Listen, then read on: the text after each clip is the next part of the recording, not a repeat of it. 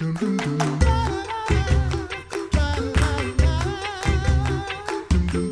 back to the Coffee Hour. I'm Andy Bates. I'm Sarah Golseth. Our friends at the Lutheran Witness have updates from an LCMS summit with our partner churches. We're going to hand the mic over to the Reverend Roy Askins. Greetings, I'm Roy Askins, Executive Editor of the Lutheran Witness, and I'm here in Wittenberg at the International Church Relations Conference, which we call the ICRC. And this conference brings together LCMS folks with representatives from around 40 international partner church bodies to study and learn how we can best support and encourage one another. Today, I have with me a wonderful guest, President Lanterna, right? Yes. Can you say it for me so I get it correct? Lanterna. Lanterna, from the Confessional Lutheran Church in Chile. Can you, how are you doing today, President Lanterna? Very fine. Very happy to be here with you, and thank you to give this opportunity to us. Thank you for joining us. Let's just dive right on in. Can you tell us a little bit about the history of the Confessional Lutheran Church in Chile? Who were the missionaries? How was it founded? When was it founded? Those kind of details like that. So it was a lot of years ago, 70 years ago, with their radio programs. The Lutheran Hour program arrived to Chile, and a monk of the Catholic Church listened that. And after that, he was our first member in the church. The Lutheran Church of Argentina sent missionaries there. And this was our first pastor too, a long time ago. So it started with the radio program.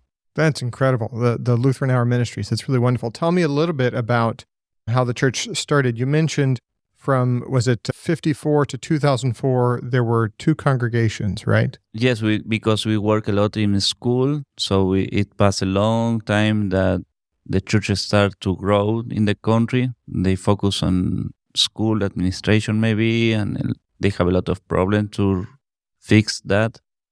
So 20 years ago, maybe, we start to put new missions in the country, and we have now 8 pastors there, so they are working.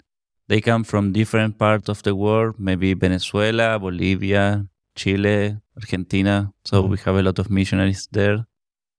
How many congregations do you have now total? 8 church, but a lot of other place when we preach. So preaching stations, we might call them preaching stations. Yes. So you got 8 churches, many other preaching stations. How many pastors, people? 8 pastors, and then, I don't know how to say it in English, 250 people. 250. Okay. Yes, wonderful. You mentioned, so you had the opportunity to present to the gathered guests here about your church, and you mentioned in this presentation a Spanish hymnal. This is really important for your church body. Can you kind of help our people understand why the Spanish hymnal is so important and kind of the work that went into it? So the Lutheran Church of Chile start to work on there. They work a lot of years, more than 10 years working on that. So it started in our church, and after that, we start to work with other church from Argentina, Paraguay. And after that, we work with all the churches in our regions, in Latin America, Spain, and it was bigger than in the beginning. Mm-hmm.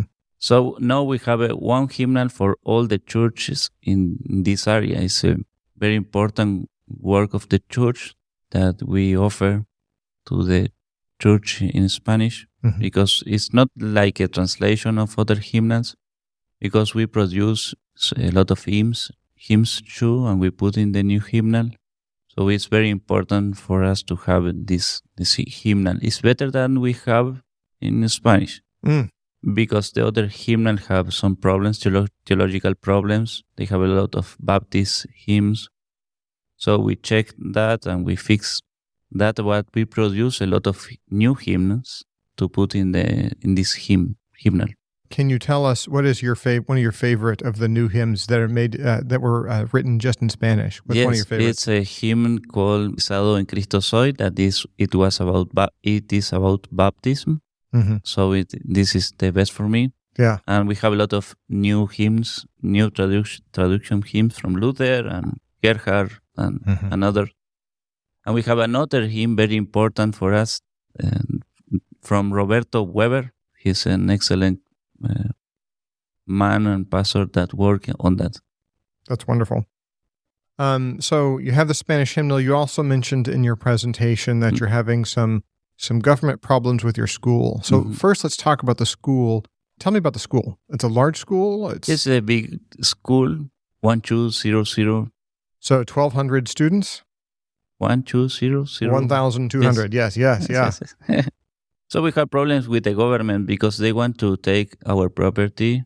So they are trying to buy the property to a different price and to take the school. They say you can open a new school, but it's very difficult if they take all the resources of the school and the infrastructure of the school. So we are working on that. The plan is to put more pastors in the school. We have 2 chaplains. We want to put more chaplains. So if the government take the school, we will work on there and we will be there to confess the gospel. Why is the government and why do they want to take the school?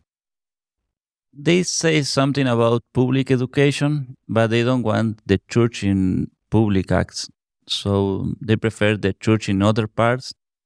They usually send different material, LGTB or something like that. So they don't want the church in this area. Maybe they are trying to put in silence the church or put in another way, not in public, but in a private place. So we are working on to resist that. So they see, make sure I understand here, they see education as a public act, a public duty that belongs to the government, and they don't want the church involved in that. Okay. Yes, Gotcha. They don't want the faith on that. They don't want Christian education on that. We have to ask to each parents, do you want Christian education? Because the government say that. We can not only give Christian education. We have to ask every father if they want that for the children. It's a law in Chile right now. Oh, man. It's difficult. But it has, so the school, it's a large school, 1,200 students, you said. This has been a significant part of the ministry of the Confessional Lutheran Church in Chile, right? Yes, it's the biggest property. We have 4 pastors in this area, or 3 or 4 pastors in this area working. So it's a lot of history there. So we have a lot of students too. So the church starts there. So let's move on to the next section of your presentation. You talked about disasters, and Chile has lots of disasters you mentioned. What kind of disasters does Chile normally struggle with? It's typical to have disasters like earthquakes, tsunami, fire. I usually work on that in a lot of years. So in my mind, it's easy to make a plan for disaster, and we have a church that usually make things with disaster response. So now we are trying to build new homes in a big area that was destroyed, a lot of houses. Tell me about that disaster. There was a fire, right? Yes. Tell me about it. It destroyed 12,000 houses. 12,000 houses. Yes. Yeah. So a lot of people move and they don't have homes, food, water, electricity. I think you said 50,000 people, 50,000 were affected, right? Yeah, 50,000 people were affected. So they don't have homes. They have the children with problems, skin problems, cancer. After that, suicides, divorce. It's a lot of different problems that come together with this because they have problems, but when a big disaster comes, the problems are bigger. We are working to preach the gospel there. We put a pastor there, and we are working to give food and to repair homes there. And we are working with disaster response from LCMS too, because it's so big. It was so big, we couldn't respond alone to this. Yeah, I think we've covered that. So for those of you listening, we've covered this disaster in a couple of stories. You'll want to visit reporter.lcms.org and engage.lcms.org And I believe we have some photos of the recovery work and then some stories about the recovery work going on in Chile with the Confessional Lutheran Church in Chile. Last question here. You're here in Wittenberg with us, with these international partner churches, with your own partner churches as well. Can you explain why you find this conference helpful, both personally, and then what you can take home from this conference for the people of your church body? So you can understand that you are not alone in the problem that you have, maybe other church have too, and you will find people who preach to help you in this darkness world, in the dark of this world. So we start to work together to put other churches, and we want to put a flower in the gate of the hell. Mm-hmm. So we are working on that. You mentioned that, putting a flower in the gate of hell. We have 1 minute left. Can you explain what you mean by that? So the gospel is very small sometimes, but God has a promise to the church that they will save the people. So the church never see the power of himself, but we believe in the word of God, so we have to preach, and this flower will grow. Thank you so much, President Lanterna, for your time. Thank you for joining us here on the podcast and the radio program. You're welcome. Thank you. Thanks to our friend, Pastor Roy Askins, executive editor of the Lutheran Witness, for sharing the story with us today. You've been listening to The Coffee Hour. I'm Andy Bates. I'm Sarah Golseth. The Coffee Hour with Andy and Sarah is a production of KFUO. To support The Coffee Hour and KFUO Radio, visit KFUO.org. You can also text KFUO to 41444 or send an email to gifts@kfuo.org. And you can call us at 800-844-0524. KFUO. Christ for you, anytime, anywhere.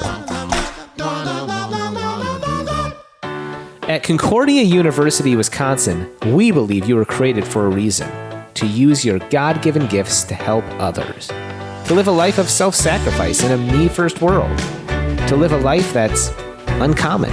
Whether you're taking one of 50-plus online programs or learning with us in person on the shores of Lake Michigan, you'll be equipped to make an uncommon impact. Learn more at cuw.edu. Concordia University, Wisconsin. Live uncommon.